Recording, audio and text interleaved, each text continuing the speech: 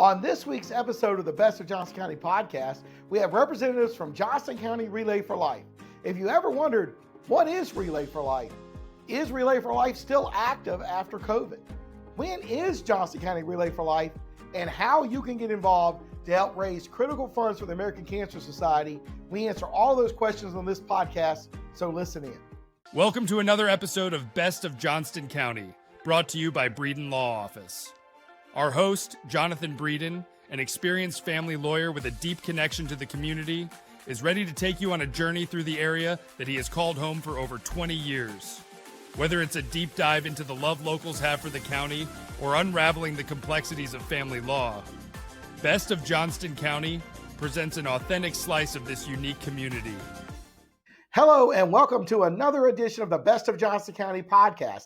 I'm your host, Jonathan Breeden, and on today's episode, we have Relay for Life for Johnston County here with us, and we're going to talk to them a little bit about what Relay for Life is, how you can get involved, and when it will be in 2026. But before we get to that, we'd like to ask you to like, follow, subscribe to this podcast wherever you see it, whether it's on Apple, Spotify, YouTube, TikTok, X, Instagram, or any of the other social media channels of the Best Johnston County podcast. The Best Johnston County podcast comes out every single Monday and has now for over 2 years. We're well over 100 episodes now. So go back and listen to some of our other episodes we've done. We've interviewed a lot of great people from Johnston County. If you love Johnston County as much as I do, this is the podcast for you.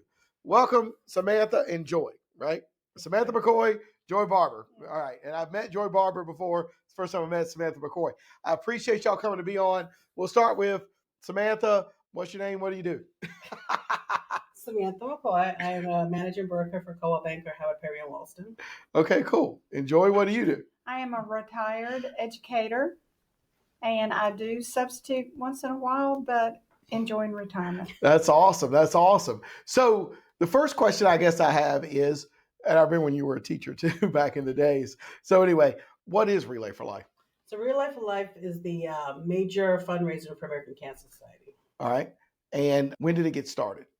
I mean, it's been going on for a long time. Absolutely. It actually started in Washington State in 1985. And people in Johnston County, one to mention Pat Penny, originally was the lead person for Johnston County, and it came in 1994. To Johnston County. To Johnston County. Actually, let's correct that and say 1995. Okay. Well, that's great. That's great. Yeah. And I came to Johnston County in 2000 and was involved in it early on with the Clayton JCs, which sort of dissolved probably by 2001. But one of the first things that I did was we didn't do a lot. We were a small group, but we tried to do something. And then I ended up getting with the Garner JCs, and we did a ton with Relay for Life in Garner. And I walked around the track all night several times, and we would have a push cart of coffee, and we called it JC Java. And we would sell coffee to the walkers who were there 2, 3, 4 o'clock in the morning. I was shocked how many people were walking at 3 o'clock in the morning. Absolutely. Me and the former mayor of Garner walked for about 3 miles one time. Just Sam, I forget his last name. We had the best time. So ton of fun. Me pushing his cart trying to sell coffee. So anyway, but a good time had all. That's when I really was involved in it. Unfortunately, I've not been as involved in it as I was when I was with the Garner JCs 20 years ago. Get married, have kids, all that good stuff. But I really enjoyed my time when I was doing it every year. And then it used to be there for a while. It was at Johnston Community College, and we walked around the lake and they had the luminaries and all that. Yes. And I know it's moved to Triple S High School since then. So talk about sort of how it's evolved. I think it sort of continues to outgrow different locations. Well, as you mentioned, it started out at JCC, and then construction on campus kind of forced us to make a decision, and Triple S was our choice. It's a safe, contained area, more so than around the lake at Johnston Community. It has changed from the overnight walking like you experienced early on to more of a festival type of atmosphere that Johnston County moved to last year. Originally, you would get teams from churches, businesses, friends, family. Like you said, even like 2 people could form a team. And we just realized that our population really went down during COVID. And we needed to jumpstart Relay in a different light. So we went more toward a vendor fair, food truck, along with the walks for the survivors, theme walks for the people that were there at the event, so that people could go and come or stay as long as they wanted to. Well, that's awesome. That's awesome. So let's talk about what it is now and when it's going to be and what people can expect. So it's going to be at Triple S High School, Saturday, April 16th. 16th, right? 18th. April 18th. April 18th. All right. 2026. From 1 p.m. in the afternoon till 9. So we will still have the different themes overlaps. We'll have our opening ceremonies. We will recognize our survivors, to celebrate them, and then we will have different activities throughout the day. So there'll be food truck rodeo, there'll be different vendors, different performers, and so forth. So the idea is to share what we offer, our different services that we offer. We'll share those throughout the day. It's an opportunity for folks to get together and network and celebrate the survivors, and then also remember those that we have lost. Okay. So it's not overnight anymore, just like you said, which is fine with me. I thought it was interesting because, you used to get, if you could get people to donate for how many laps you walked. Yes. You could get for how long you could stand up. I mean, you could come up with all different kinds of ways. So they still do the survivor walk. That's always the most powerful thing, at least when I have been to Relay for Life. Yes, and the evening ends with the luminary ceremony. The lights are turned out. The bags, torches, lanterns are lit around the track. There is a silent walk for that particular part of the ceremony. And then the evening is over around 9 p.m. And those bags, torches, lanterns are returned to the team captains. And then I know personally the team I'm involved with, we give those items back to the purchaser so that they can give them to the family of the loved ones that they had lost. So one way teams can raise money is to sell the luminary bags, right? I've bought many of those over the years, even though I've not been to one lately, but I have bought my share of bags. So I think that's great. So let's just talk a little bit about, if you're somebody listening to this podcast, and you've never heard of Relay for Life, what do they need to know? What are sort of the basics, and how would they go about getting involved? So they're going to go to relayforlife.org. That's the first place they want to go. Pick a location. There's several throughout the area that they can choose from at different times. Register themselves so they can start a team, or they can join a team if they choose to, or just join the event in general. From there, they will get the communication of what's happening. We have meetings throughout the year to help them prep for it, leading up to the event. All right. And what does a team do? They fundraise all year long. Many people have dinners, gospel sings, raffles, which are, what's the better word for Chance raffle? drawings. Chance drawings. People offer quilts to raffle off, to raise funds. At the event, some teams will provide food, and along with our food trucks. And that's a way of making money. Bingos. Certain churches have bingo nights and donate the proceeds.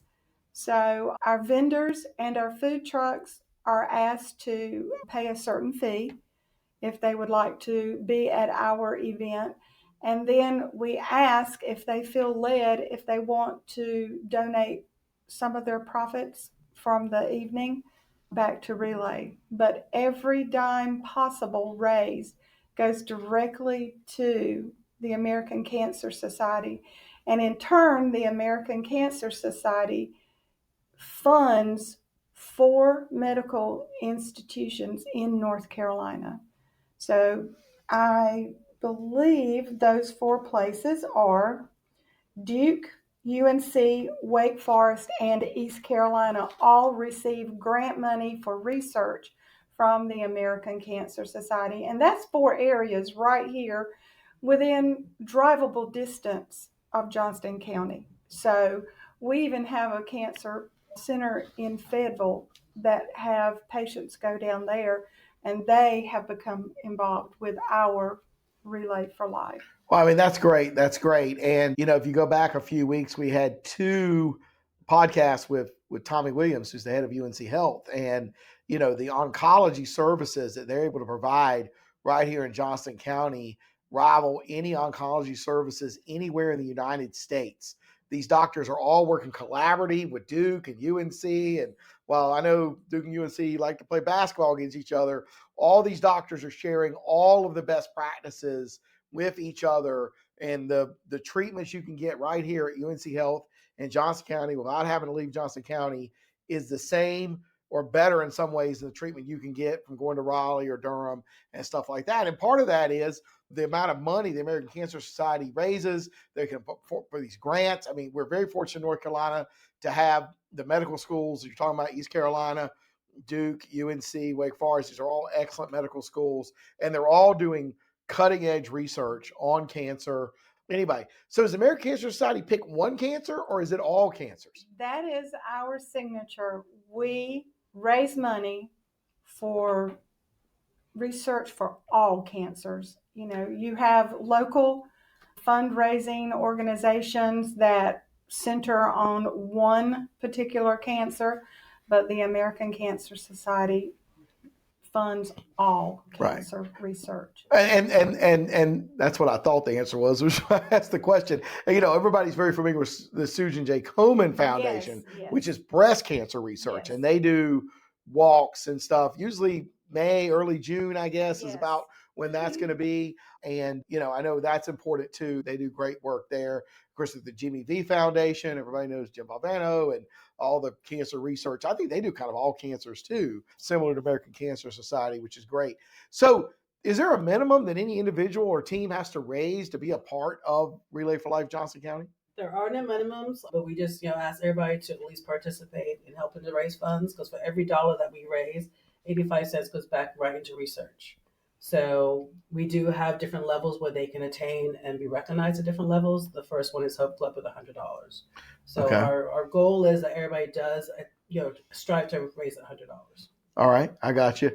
And some teams raise like Thousands. $50,000, right? Lots of money. Right, lots and lots of money. How much money did Relay for Life Johnston County raise last year? Do y'all know? We were right at the 97,000 That's awesome. figure. Our goal was 100,000. 100,000. But and this year we have upped our goal to 120,000 for Johnston County. But we felt that $97,000 was a very good showing for showing the county that Relay is not dead. Right. Relay has always been here. Yes, there are competing charities out there for dollars, but cancer has touched me in a way. I lost both parents within 18 months of each other to cancer, so that's my driving force. Well, there's nobody that cancer has not touched that Absolutely. I know. I mean, it's affected my life, it's affected yours, and I am really hopeful that with AI and the research that's being done, that maybe in the next 5 to 10 years, we really will have a cure for some of these cancers, or maybe all of the cancers. I'm hopeful. I don't know if that's going to happen, but I believe that this AI may be able to solve this just because of the amount of information that these supercomputers can process and put together to see if they can figure out what's going on. Have family law questions? Need guidance to navigate legal challenges? The compassionate team at Breeden Law Office is here to help. Visit us at www.breedenfirm.com for practical advice, resources, or to book a consultation. Remember, when life gets messy, you don't have to face it alone. How many teams were involved last year? I think we had about 30 teams last year. In years past, we had nearly 100. Oh, that's great. But again, pandemic and the fact that there are other competing charities for monies and that very core beginning idea of Relay for Life in Johnston County, it had waned a little bit, for the newer generations that like this festival approach. It's not the all-night thing. And Relay does not mean that you have to have someone on the track 24/7. It is Relay because that's how it started, but it's more of showing up, earning some money while you're out there to contribute to Relay for Life, and just celebrating what we have already done to raise money for the months and the year leading up to that April 18th. Right. It is a celebration. And I sort of like your ideal of the festival now because, I mean, it should be a celebration, especially for the survivors that are there, that have fought this battle and won the battle and are there, and for their families. What support systems does Relay for Life help support in Johnston County that can help people that are either going through it or dealing with grief because they lost somebody to cancer? Tell me a little bit about that. Well, we have a phone line, the cancer helpline, that is a 24-hour service. And Lynette we have another lead team person with us today in the background, and she might have the telephone number, but it's a 1-800 number that you call 24/7. If you have questions about anything regarding cancer or doctors or services, those people manning that phone line, which Relay dollars help to fund to get those people on that 24-hour service. There's Road to Recovery in some communities. That means there are volunteers that will drive people to their appointments, their treatment centers. Those volunteers are there to help that cancer patient. There's also Hope Lodge in Greenville, North Carolina, that the American Cancer Society helps to fund. That is very much like the Ronald McDonald House, where families can stay there while a person is being treated at the medical center there in Greenville.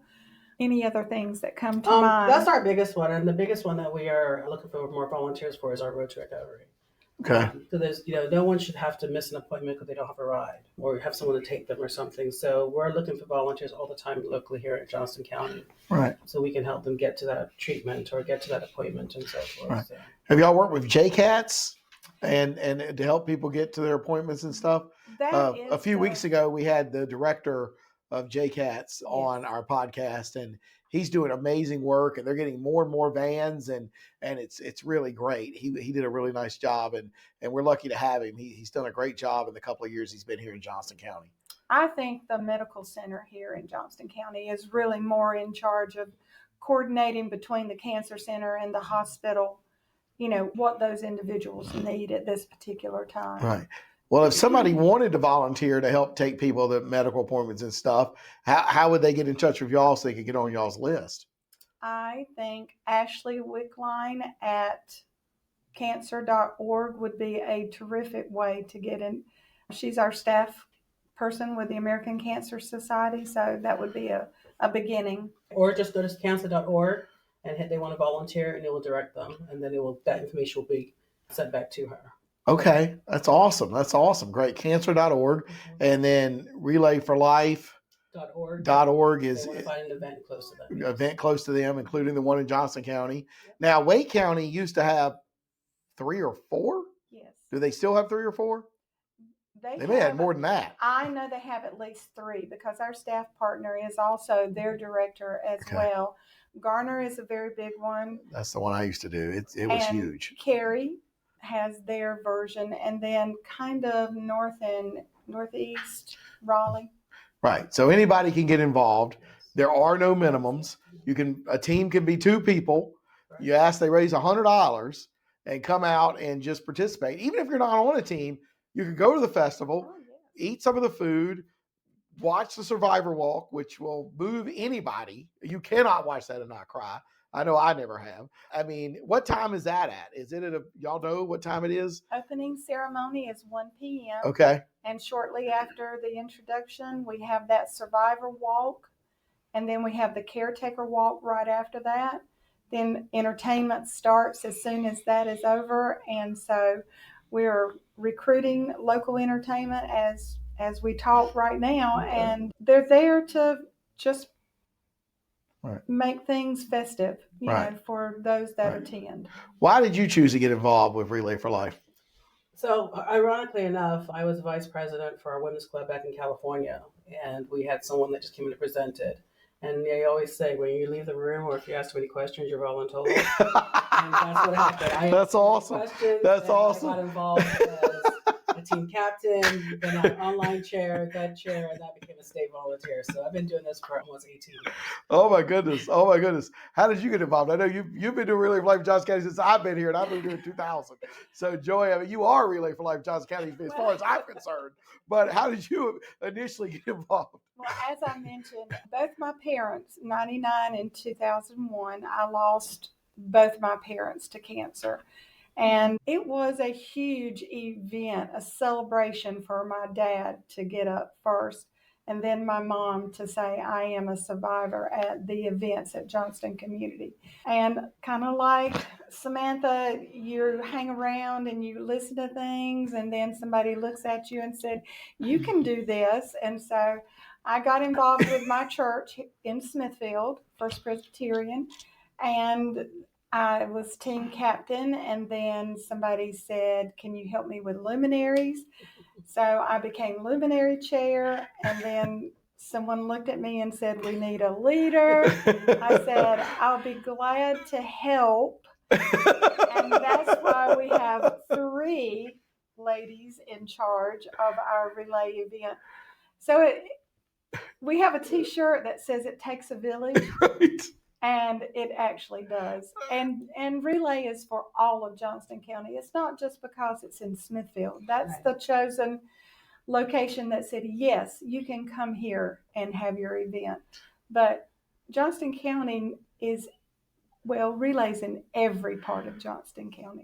Well, it is. And teams come from all over the county. Absolutely. I mean, you have teams from all over the county, or at least you did the last one I went to, which I think was just a few years ago. So, yeah, I mean, so right. And Smithfield's centrally located, which is good, easy to get to. Triple S High School, it's right there in Smithfield, and there's tons of facilities, and the park's there. If you got kids, there's a park right next to it. You got Smithfield Community Park. So there's so much to do for so many involved.